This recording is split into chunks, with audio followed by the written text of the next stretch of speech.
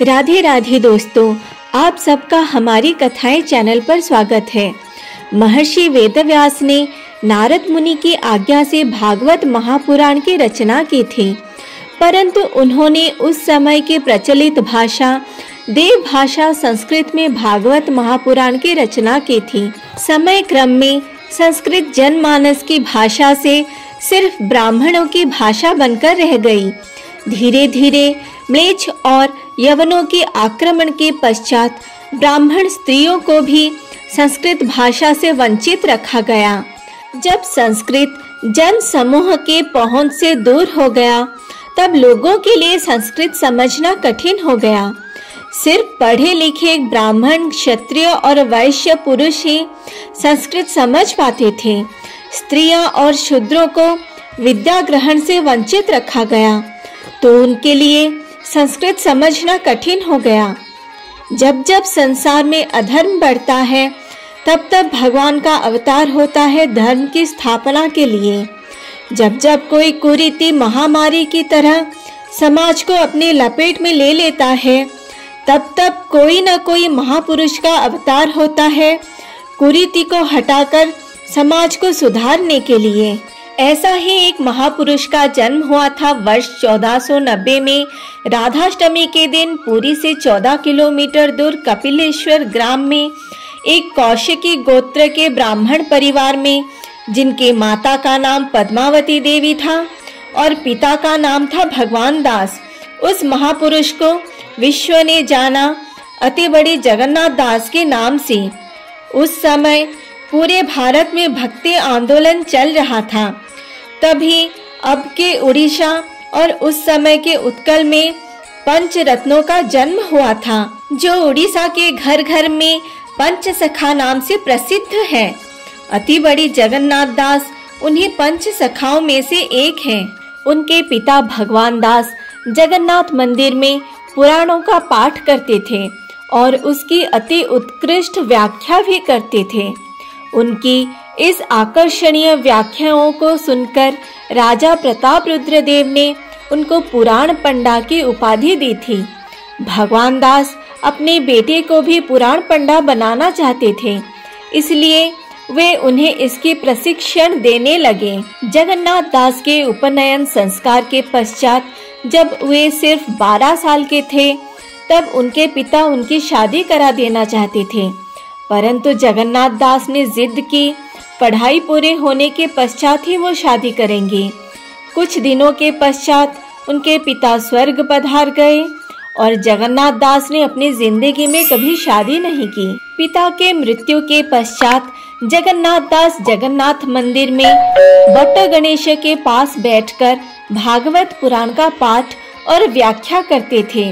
कोई भक्त कुछ दक्षिणा दे तो उसी से उनका और उनकी माँ का गुजारा होता था। जब जगन्नाथ दास सिर्फ 18 साल के थे, तब चैतन्य महाप्रभु उड़ीसा आए थे।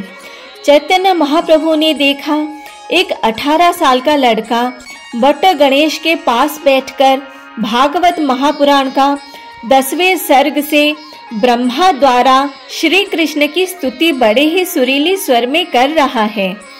चैतन्य महाप्रभु मंत्रमुग्ध होकर सुनने लगे। स्तुति संपूर्ण होने के पश्चात चैतन्य महाप्रभु ने उन्हें अपने प्रसादी कपड़ा और अति बड़ी की उपाधि देकर सम्मानित किया। चैतन्य महाप्रभु को देखकर जगन्नाथ दास अपना सुध-बुध खो बैठे। उस रात वो सो नहीं पाए। रात्रि भर सिर्फ चैतन्य महाप्रभु का चिंतन करने लगे। सुबह होते ही वो लोगों से पूछकर चैतन्य महाप्रभु की कुटिया में पहुंच गए और उनसे निवेदन करने लगे अपने शिष्य के रूप में स्वीकार करने को। चैतन्य महाप्रभु ने कहा, अब मैं और किसी को दीक्षा नहीं दे रहा हूँ, परंतु आप चिंता मत करिए, मैंने आपके लिए योग्य गुरु ढूंढ लिया है और वो है बलराम दास। आप उनके पास जाइए और उनसे दीक्षा ग्रहण कीजिए। चैतन्य महाप्रभु इतना बोले ही थे कि बलराम दास, यशोबंत दास, अच्युतानंद दास और शिशु अनंत दास उनके कुटिया में पधारे। चैतन्य महाप्रभु के आज्ञा से बलराम दास ने जगन्नाथ दास को दीक्षा दी और चैतन्य महाप्रभु ने ही इन पांचों को पंचसखा की आख्या दी और बताया, आप द्वापर युग में श्री कृष्ण के पंचसखा थे और श्री कृष्ण के हर अवतार में आप पंचसखा बनकर आते रहे हो। एक दिन चैतन्य महाप्रभु इन पंचसखाओं से उनके सिद्ध देह के बारे में बात कर रहे थे।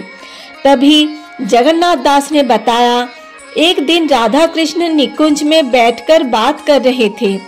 कृष्ण राधा रानी के साथ ठिठोली कर रहे थे, जिससे राधा रानी जोर जोर से हंसने लगी और राधा रानी की उस हंसी से मेरा प्राकट्य हुआ। ये सुनकर चैतन्य महाप्रभु खुशी से रोने लगे और उनका आलिंगन कर लिया। एक दिन जगन्नाथ दास की माँ पद्मावती देवी घर में बैठकर रो रही थी। जगन्नाथ दास ने जब अपनी माँ को रोते हुए देखा और उनके दुख का कारण पूछा, तब उनकी माँ ने बताया कैसे वो मंदिर गई थी अपनी सहेलियों के साथ और वहाँ एक पुजारी भागवत महापुराण सुना रहे थे और वो अपने सहेलियों के साथ बैठकर सुनने लगे। भागवत महापुराण संस्कृत में होने के कारण वो समझ नहीं पाई और पुजारी जी से उस श्लोक का मतलब पूछ लिया।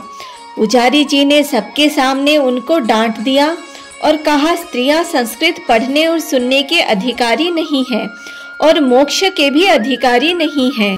पद्मावती देवी ने अपने पुत्र से रो रो कर पूछा, बेटा तूने तो इतने शास्त्र पढ़े हैं, क्या शास्त्र में ये लिखा है हम स्त्रियां मोक्ष के अधिकारी नहीं है?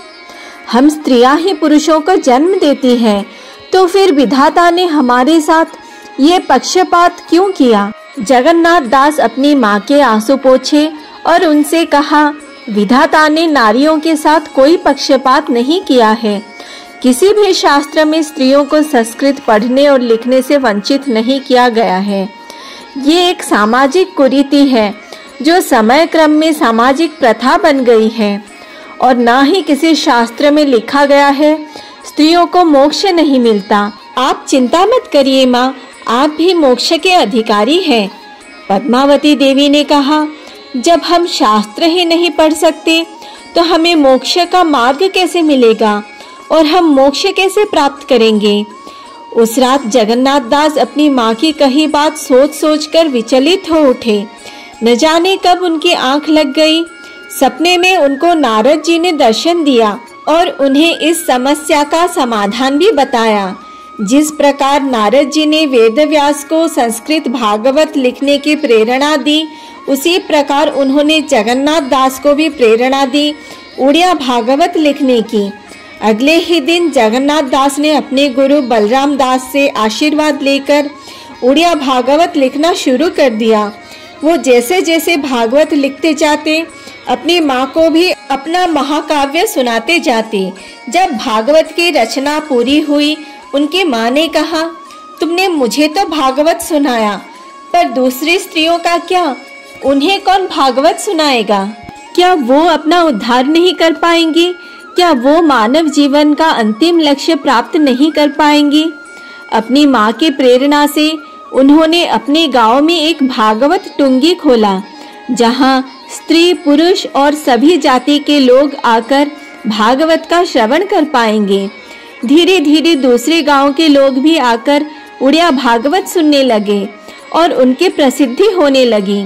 तभी कुछ लोगों ने देखा, मेधा सुमेधा नाम की दो स्त्रियां पता नहीं किस गांव से आते हैं, दिखने में स्वर्ग लोक के अप्सराओं से भी सुंदर, आकर उनमें से एक जगन्नाथ दास को चवल ढुराती है तो दूसरी उनका पैर दबाती है। कुछ ईर्ष्यालु लोगों से जगन्नाथ दास की प्रसिद्धि सही न गई और उन लोगों ने जाकर राजा प्रताप रुद्र देव से शिकायत कर दी कि दो स्त्रियां रात को जगन्नाथ दास के पास आती हैं और ये एक पाखंडी बाबा है। प्रताप रुद्र देव ने जगन्नाथ दास को अपने दरबार में बुलाया और इस बारे में पूछा, तो जगन्नाथ दास ने कहा कि जब मैं पुरुषों के साथ होता हूँ तब मेरे अंदर पुरुष का भाव होता है और जब मैं स्त्रियों के साथ होता हूँ तब मेरे अंदर स्त्री का भाव होता है। ये सुनकर प्रताप रुद्रदेव गरज कर बोले, मैं तुम्हें चुनौती देता हूँ, नारी बनकर दिखाओ। और सैनिक से कहकर उनको कारागार में डाल दिया। उस रात स्वयं जगन्नाथ महाप्रभु जगन्नाथ दास के सम्मुख प्रकट होकर कहा, मैं तुम्हें आशीर्वाद देता हूँ।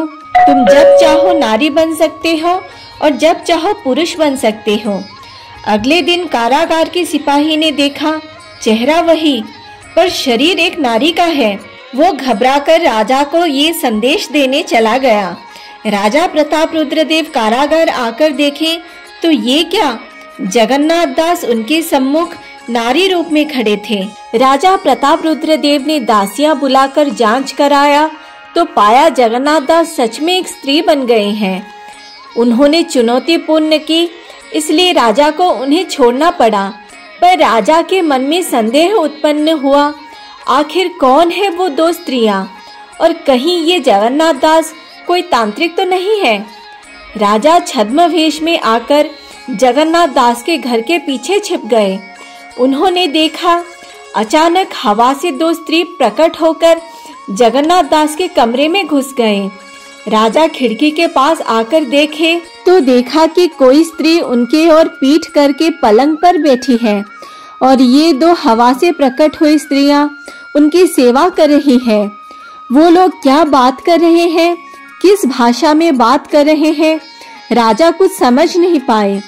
कुछ समय के बाद वो दो स्त्रियां फिर से कमरे से निकलकर हवा में गायब हो गई। प्रताप रुद्रदेव उत्सुक होकर कमरे में घुस गए तो देखा पलंग पर स्वयं राधा रानी बैठी है। प्रताप रुद्रदेव क्षमा माते क्षमा कहकर भूमि पर लौट गए। श्रीमती राधा रानी ने कहा, मेरा ही अंश है जगन्नाथ दास, और ये दो स्त्रियां जिनका नाम मेधा और सुमेधा है वो वास्तव में कोई और नहीं, मेरी दो प्रिय सखी ललिता और विशाखा है। इतना कहकर वो अपने पुरुष शरीर में वापस आ गए। प्रताप रुद्रदेव ने जगन्नाथ दास से अनुरोध किया, मेरी रानियां बाहर जाकर भागवत नहीं सुन सकती, आप कृपया उनको महल में आकर भागवत सुनाइए। जगन्नाथ दास उनका अनुरोध ग्रहण कर रानी महल में जाकर भागवत सुनाने लगे।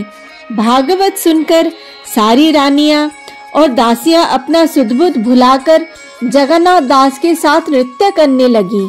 ये खबर राजपुरोहित और मंत्री के कान लगी। वो राजा प्रताप रुद्रदेव से इसकी शिकायत करने चले गए।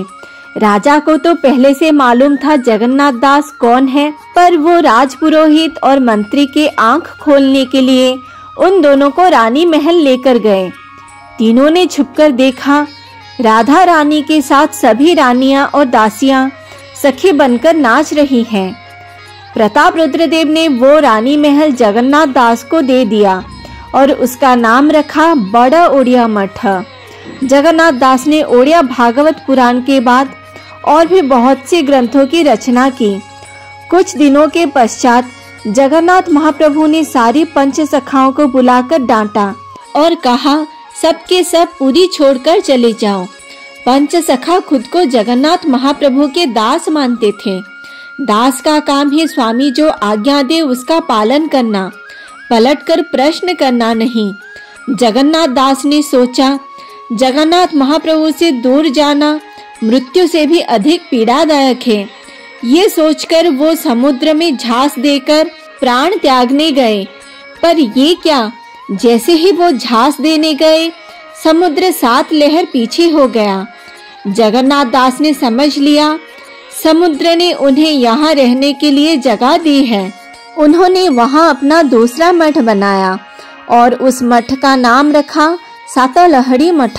समय बीतता गया और 1557 का शुक्ल माघ सप्तमी का वो अभागा दिन आया जिसमें जगन्नाथ दास का निधन हो गया।